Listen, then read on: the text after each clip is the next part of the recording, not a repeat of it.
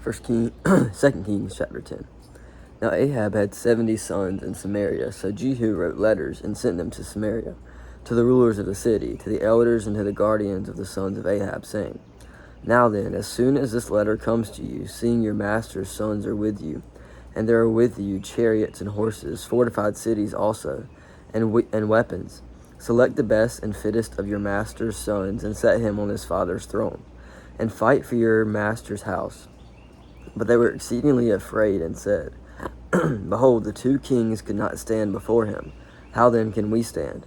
So he who was over the palace, and he who was over the city, together with the elders and the guardians, sent to Jehu, saying, We are your servants, and we will do all that you tell us. We will not make anyone king. Do whatever is good in your eyes. Then he wrote to them a second letter, saying, If you are on my side, and if you are ready to obey me, take the heads of your master's sons, and come to me at Jezreel, tomorrow at this time. Now the king's sons, 70 persons, were with the great men of the city, who were bringing them up. And as soon as the letter came to them, they took the king's sons and slaughtered them, 70 persons, and put their heads in baskets and sent them to him at Jezreel. When the messenger came and told him they had brought the heads of the king's sons, he said, Lay them in 2 heaps at the entrance of the gate until the morning. Then in the morning, when he went out, he stood and said to all the people, You are innocent. It was I who conspired against my master and killed him. But who struck down all these? Know then that there shall fall to the earth nothing of the word of the Lord, which the Lord spoke concerning the house of Ahab. For the Lord has done what he said by his servant Elijah.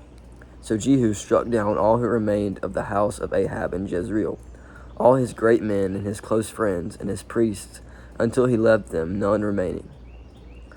Then he set out and went to Samaria. On the way, when he was at Beth Eked of the shepherds, Jehu met the relatives of Uzziah, king of Judah, and he said, Who are you? And they answered, We are the relatives of Uzziah, and we came down to visit the royal princess and the sons of the queen's mother. He said, Take them alive. And they took them alive and slaughtered them at the pit of Beth Eked, 42 persons, and he spared none of them. And when he departed from there, he met Jehonadab, the son of Rehab, coming to meet him. And he greeted him and said to him, Is your heart true to my heart as mine is to yours? And Jehonadab said, It is. Jehu said, If it is, give me your hand. So he gave him his hand. And Jehu took him and went up with him into his chariot. And he said, Come with me and see my zeal for the Lord. So he had him ride in his chariot, and when he came to Samaria, he struck down all who remained to Ahab in Samaria, till he had wiped them out, according to the word of the Lord that he spoke to Elijah. Then Jehu assembled all the people and said to them, Ahab served Baal a little, but Jehu will serve him much. Now therefore call to me all the prophets of Baal, all his worshippers and all his priests. Let none be missing, for I have a great sacrifice to offer to Baal. Whoever is missing shall not live, but Jehu did it with cunning in order to destroy the worshippers of Baal. And Jehu ordered, Sanctify a solemn assembly for Baal. So they proclaimed it. And Jehu sent throughout all Israel, and all the worshippers of Baal came, so that there was not a man left who did not come. And they entered the house of Baal, and the other house of Baal was filled from one end to the other. And he said to him, who was in charge of the wardrobe, Bring out the vestments for all the worshippers of Baal. So he brought out the vestments for them. Then Jehu went into the house of Baal and with Jehonadab, the son of Rechab. And he said to the worshippers of Baal, Search and see that there is no servant of the Lord here among you, but only the worshippers of Baal. Then they went in to offer sacrifices and burnt offerings. Now Jehu had stationed 80 men outside and said, The man who allows any of those whom I give into your hands to escape shall forfeit his life. So as soon as he had made an end of the offering, the burnt offering, Jehu said to the guard and to the officers, Go in and strike them down. Let not a man escape. So when they put them to the sword, the guard and the officers cast them out and went into the inner room of the house of Baal. And they brought out the pillar that was in the house of Baal and burned it. And they demolished the pillar of Baal and demolished the house of Baal and made it a latrine to this day. Thus Jehu wiped out Baal from Israel. But Jehu did not turn aside from the sins of Jeroboam, the son of Nebat, which he made Israel to sin, that is, the golden calves that were in Bethel and in Dan. And the Lord said to Jehu, because you have done well in carrying out what is right in my eyes, and have done to the house of Ahab according to all that was in my heart, your sons of the fourth generation shall sit on the throne of Israel. But Jehu was not careful to walk in the law of the Lord, the God of Israel, with all his heart. He did not turn aside from the sins of Jeroboam with which he made Israel to sin. In those days the Lord began to cut off parts of Israel. Hazael defeated them throughout their territory of Israel, from the Jordan eastward, all the land of Gilead, the Gadites and the Reubenites, and the Manassites, from Aroer, which is by the valley of Arnon, that is, Gilead and Bashan. Now the rest of the acts of Jehu, and all that he did, and all his might, are they not written in the book of the Chronicles of the kings of Israel? So Jehu slept with his fathers, and they buried him in Samaria. And Jehoahaz, his son, reigned in his place. The time that Jehu reigned over Israel and Samaria was 28 years. Chapter 11. Now when Athaliah, the mother of Uzziah, saw that her son was dead, she arose and destroyed all the royal family. But Jehosheba, the daughter of King Joram, the sister of Uzziah, took Joash, the son of Uzziah, and stole him away from among the king's sons who were being put to death. And she put him and his nurse in a bedroom. Thus they hid him from Athaliah, so that he was not put to death. And he remained with her 6 years, hidden in the house of the Lord, while Athaliah reigned over the land. But in the 7th year, Jehoiada sent and brought the captains of the Kerites and of the guards, and had them come to him in the house of the Lord. And he made a covenant with them, and put them under oath in the house of the Lord. And he showed them the king's sons. And he commanded them, this is the thing that you shall do.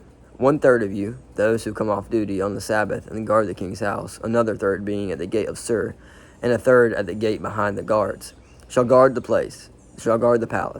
And the 2 divisions of you, which come on duty in force on the Sabbath, and guard the house of the Lord on behalf of the king, shall surround the king, each with his weapons in his hand. And whoever approaches the ranks is to be put to death. Be with the king when he goes out and when he comes in. The captains did according to all that Jehoiada the priest commanded. And they each brought his men who were to go off duty on the Sabbath, with those who were to come on duty on the Sabbath. And they came to Jehoiada the priest. And the priest gave to the captains the spears and shields that had been King David's, which were in the house of the Lord. And the guard stood, every man with his weapons in his hand, from the south side of the house to the north side of the house, around the altar in the house on behalf of the king. Then he brought out the king's son, and put the crown on him, and gave him the testimony. And they proclaimed him king, and anointed him. And they clapped their hands, and said, Long live the king. When Athaliah heard the noise of the guard and of the people, she went into the house of the Lord to the people. And when she looked, there was the king standing by the pillar according to the custom, and the captains and the trumpets beside the king, and all the people of the land rejoicing and blowing trumpets. And Athaliah tore her clothes and cried, Treason, treason. Then Jehoiada the priest commanded the captains who were set over the army, Bring her out between the ranks, and put to death with the sword anyone who follows her. For the priest said, Let her not be put to death in the house of the Lord. So they laid their hands on her, and she went through the horses' entrance to the king's house, and there she was put to death. And Jehoiada made a covenant between the Lord and the king and the people, and that they should be the Lord's people, and also between the king and the people. Then all the people of the land went to the house of Baal and tore it down. His altars and his images they broke in pieces, and they killed Mattan, the priest of Baal, before the altars. And the priest posted watchmen over the house of the Lord. And he took the captains, the Kerites, the guards, and all the people of the land, and they brought the king down from the house of the Lord, marching through the gate of the guards to the king's house. And he took his seat on the throne of the kings. So all the people of the land rejoiced, and the city was quiet after Athaliah had been put to death with the sword at the king's house. Jehoash was 7 years old, and he began to reign. Chapter 12. In the 7th year of Jehu, Jehoash began to reign, and he reigned 40 years in Jerusalem. His mother's name was Zibiah of Beersheba. And Jehoash did what was right in the eyes of the Lord all his days, because Jehoiada the priest instructed him. Nevertheless, the high places were not taken away. The people continued to sacrifice and make offerings on the high places. Jehoash said to the priests, All the money of the holy things that is brought into the house of the Lord, the money for which each man is assessed, the money from the assessment of persons, and the money that a man's heart prompts him to bring into the house of the Lord, let the priests take each from his donor, and let them repair the house wherever any need of repairs is discovered. But by the 23rd year of King Jehoash, the priests had made no repairs on the house. Therefore King Jehoash summoned Jehoiada the priest and the other priests, and said to them, Why are you not repairing the house? Now therefore take no more money from your donors, but hand it over for the repair of the house. So the priests agreed that they should take no more money from the people, and that they should not repair the house. Then Jehoiada the priest took a chest and bored a hole in the lid of it, and set it beside the altar on the right side as one entered the house of the Lord. And the priest who guarded the threshold put it in all the money that was brought into the house of the Lord. And whenever they saw that there was much money in the chest, the king's secretary and the high priest came up, and they bagged and counted the money that was found in the house of the Lord. And they would give the money that was weighed out into the hands of the workmen who had the oversight of the house of the Lord. And they paid it out to the carpenters and the builders who worked on the house of the Lord, and to the masons and the stone cutters, as well as to buy timber and quarried stone for making repairs on the house of the Lord, and for any outlay for the repairs of the house.